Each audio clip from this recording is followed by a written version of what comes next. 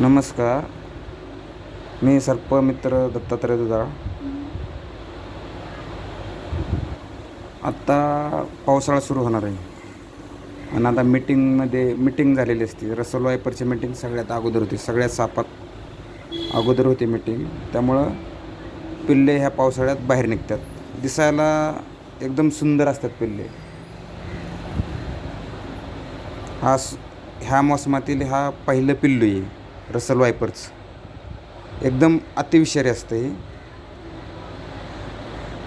आणि हे दिसायला पण सुंदर असल्यामुळं याला लोक हात लावायला बघतात किंवा हातात घ्यायला बघतात. हे अजगराचं पिल्लू समजून ह्याला हातात लावतात. पण लक्षात ठेवा, हे अजगराचं पिल्लू नसून एकदम भारतामध्ये सगळ्यात हा साप चावून लोक मारतात. त्यामुळे त्याचं पिल्लू आहे. विषारी सापामध्ये एकदम खतरनाक, मृत्यू पण सगळ्यात जास्त आहे हा साप चावल्यानंतर, कारण की ह्याच्याकडं फेनम एकदम जास्त प्रमाणात असतो. हिमोटॉक्सिक सोडतो, म्हणजे डायरेक्ट रक्ताचा संपर्क येऊन गुठळ्या तयार करायचं काम करतं रक्तामधील. त्यामुळं पॅरलाईज होणं, अटॅक वगैरे येण्याची शक्यता जास्त असते. किंवा हा साप चावल्यानंतर जिथं बाईट होतो तिथली जागा सडते, एकदम सडते, म्हणजे हात वाळून जातो. पाय तोडायची, जिथं पायाला किंवा हाताला बाईट झालेला असेल तर ती अवयव तोडण्याची शक्यता असते जास्त करून. त्यामुळं हा सापापासून सावधान राहायचं.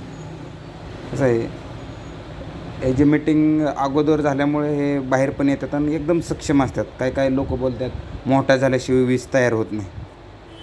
पण मोठं नाही, हे एकदा जन्मले, त्यांच्या पोटातून बाहेर आले, मादीने ज्यावेळेस पिल्ले घालते ना, त्यावेळेस कमीत कमी 30 ते जास्तीत जास्त 60-70 पिल्ले घालते ही, जशी मोठी मादी असेल तसं. आणि जास्तीत जास्त पिल्ले बाहेर येतात. हे जसं वयस्क होईल तसं हळूहळू पसरतात. आता हा पिल्लू एका सोसायटीमध्ये पकडलेला आहे आणि मुलीने त्याला हातात घ्यायचा प्रयत्न केला की किती क्यूट आहे म्हणून. एक क्यूटनेसपणा दिसायला आहे फक्त, पण अतिविषारी सापामध्ये याचं नाव येतं. ते ह्या सापाला हात लावू नये. आता हे रिलीज करायला चाललो आहे मी. रात्री अंधार असल्यामुळे हा काय व्हिडिओ वगैरे काय बनवता आला नाही. लक्षात ठेवा, पावसाळ्यात तुम्हाला कुठं पण पिल्ले दिसते आणि ह्याला हात लावू नका. कुठलं पण, तो कसं आहे, सर्पमित्राला ते ओळखायला येते किंवा काही लोकांना माहीत असतं. त्या लोकांना माहितीच्या आधारे ते सांगू शकतात बाबा हे विषारी, बिगर विषारी. पण शक्यतो लहान असल्यामुळे ते ओळखायला येत नसते. अजगराचं पिल्लू शेम टू शेम वाटतं.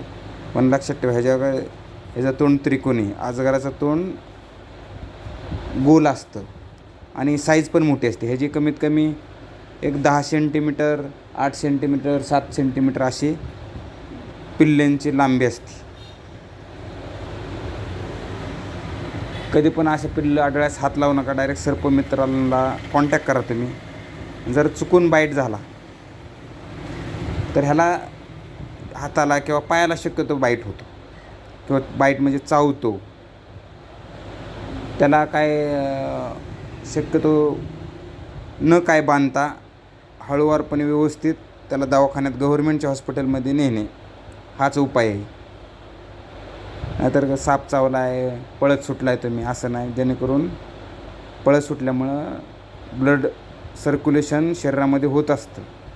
त्यामुळे त्या रक्ताबरोबरच हे विष पण पसरतं सगळ्या शरीरामध्ये. त्यामुळं मृत्यू होण्याची शक्यता दाट असते.